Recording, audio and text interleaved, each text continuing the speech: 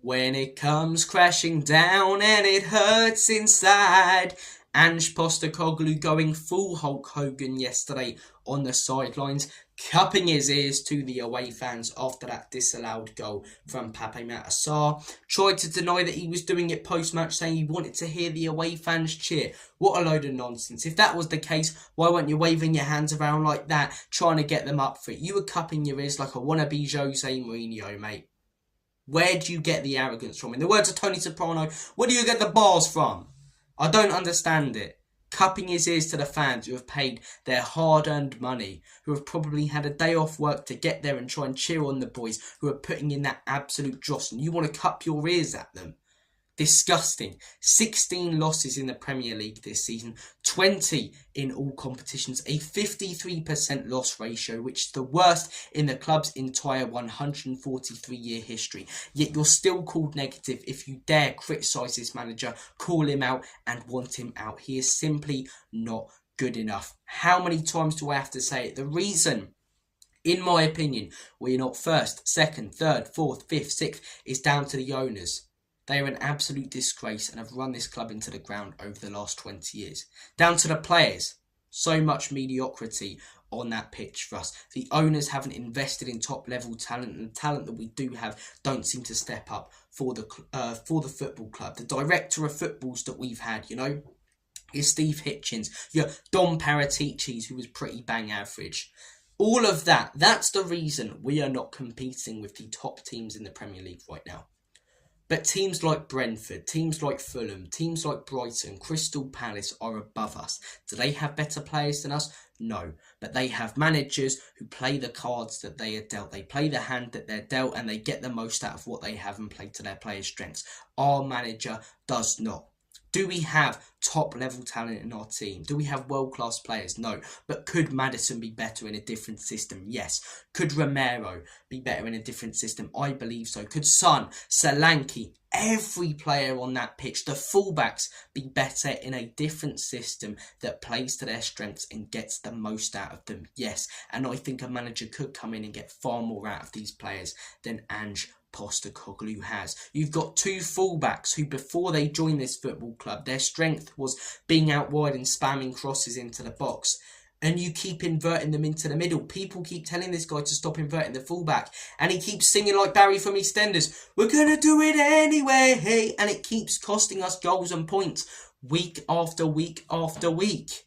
The amount of goals we've conceded this season where teams will win it off us in transition, they'll quickly play it to their wingers who will whip in across and will be exposed, will be outnumbered, and it will lead to a goal which will eventually, in most cases, 16 of them in the Premier League this season, 20 in all competitions, lead to a loss. It's undefendable.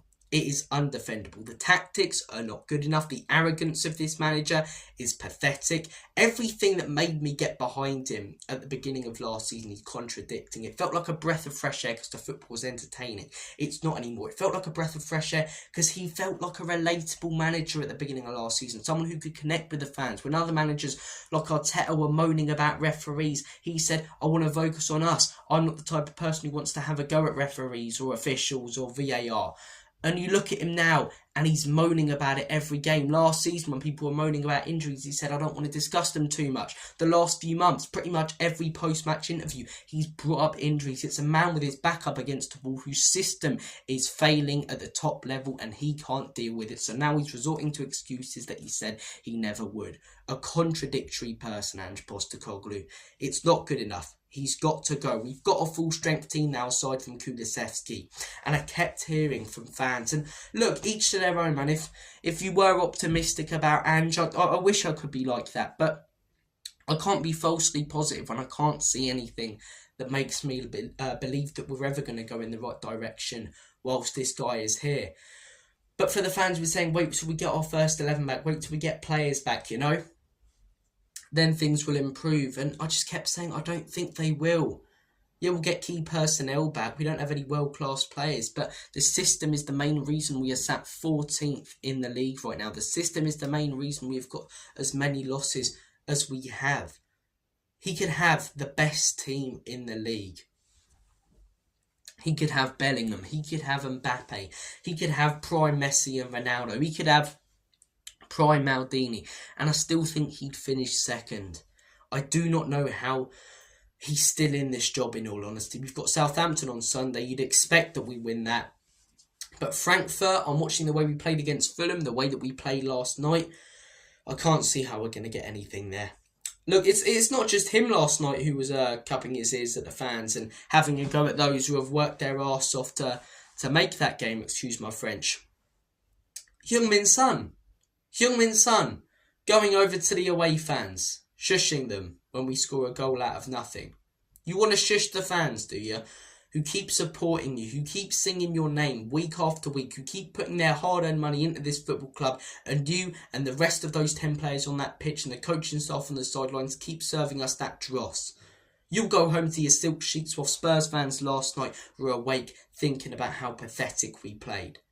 It's disgusting, man. The arrogance of this team now because of this manager. Son always came across as a humble lad. The last couple of years has shown that he was never cut out to be a leader. He doesn't have a bit of oomph about him, if you know what I mean. He doesn't have any physicality, any presence, any aura.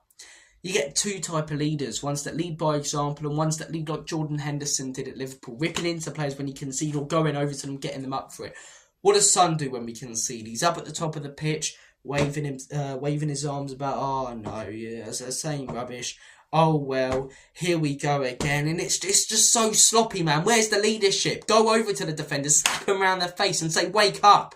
Or go over to the defender, say, chin up, come on, we'll come back into this. Let's get back into this, come on. But there's none of those leadership qualities from him or any of the players on that pitch. And he wants to question the fans who criticise a team and a club right now that they're investing their hard-earned money in that they love, that are serving them up 16 Premier League losses.